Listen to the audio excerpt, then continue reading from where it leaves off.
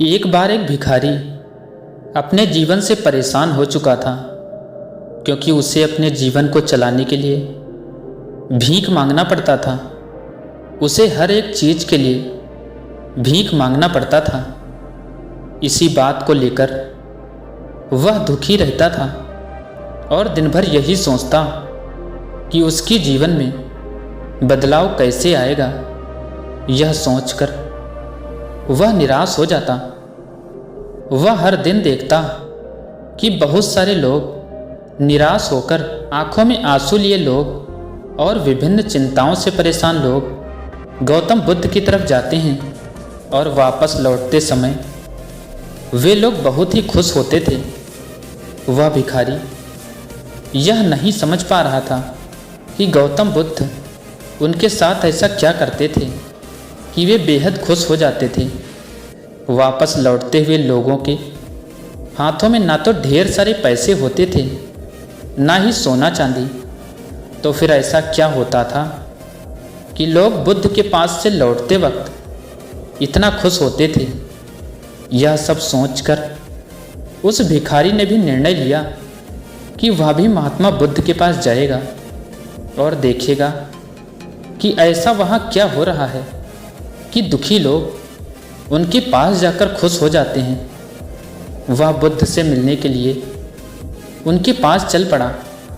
जहाँ बुद्ध मौजूद थे वहाँ बहुत लंबी कतार लगी हुई थी, तो वह भिखारी भी कतार में लग गया। कतार में लगकर वह अपनी बारी का इंतज़ार करने लगा। देखते ही देखते उसकी बारी आई और उसने बुद्ध से कहा, बुद्ध, मैं बहुत ही गरीब हूँ, मेरे पास कुछ भी नहीं है। मुझे अपना जीवन चलाने के लिए भी दूसरों से भीख मांगनी पड़ती है। अब आप ही बताइए कि मैं अपने जीवन को कैसे बेहतर कर सकूं। यह सब सुनकर महात्मा बुद्ध ने कहा, तुम गरीब नहीं हो, तुम्हें ऐसा लगता है क्योंकि आज तक कभी तुमने किसी के लिए कुछ भी नहीं किया, ना ही तुमने कभी किसी को दान दिया, ना ही तुमने दूसरों के लिए कुछ किया। यह सब सुनकर भिखारी के मन में एक आशंका जाग उठी।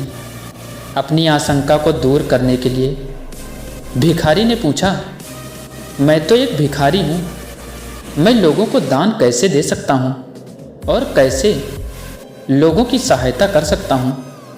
मुझे तो खुद अपना जीवन चलाने के लिए दूसरों से मांगना पड़ता है।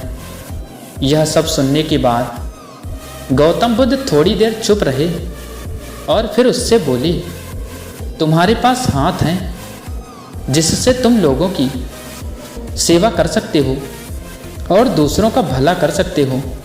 इसके अलावा तुम्हारे पास मुंह है जिससे तुम लोगों से अच्छी अच्छी बातें कर सकते हो और दूसरों का हौसला बढ़ा सकते हो। यह सब करके भी तुम दूसरों की सहायता कर सकते हो। जरूरी नहीं कि दान सिर्फ पैसे से किया जाए। हम चाहें तो हम शिक्षा का भी दान कर सकते हैं, हम चाहें तो अन्न का भी दान कर सकते हैं। ऊपर वाले ने अगर किसी को पूर्णतः अच्छा शरीर दिया है तो वह गरीब नहीं है, वह बस दिमाग से गरीब है। उसे इस विचार से हटकर दूसरों की सेवा में लगाना चाहिए।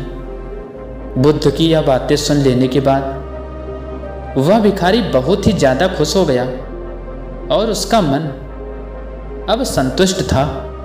तो दोस्तों, इस कहानी से हमें यह शिक्षा मिलती है कि हम सब इस बात की चिंता में समय बर्बाद करते हैं कि हम गरीब हैं, लेकिन यह सत्य नहीं है। सत्य तो यह है कि जब तक हमारा शरीर पूरी तरह से बेहतर है तो हम उसका उपयोग करके आगे बढ़ सकते हैं और खुद के जीवन को बेहतर बना सकते हैं। अगर कोई व्यक्ति सिर्फ अपने गरीबी पर ध्यान दे और उसे बदलने की कोशिश ना करे तो वह मूर्ख है। इसके अलावा हमें इस कहानी से यह भी सीख मिलती है कि दान सिर्फ धन का ही नहीं शिक्षा, भोजन, अच्छे विचार आदि का भी किया जाना जरूरी है।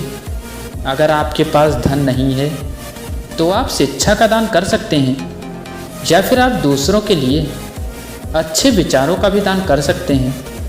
इससे समाज बेहतर होता है।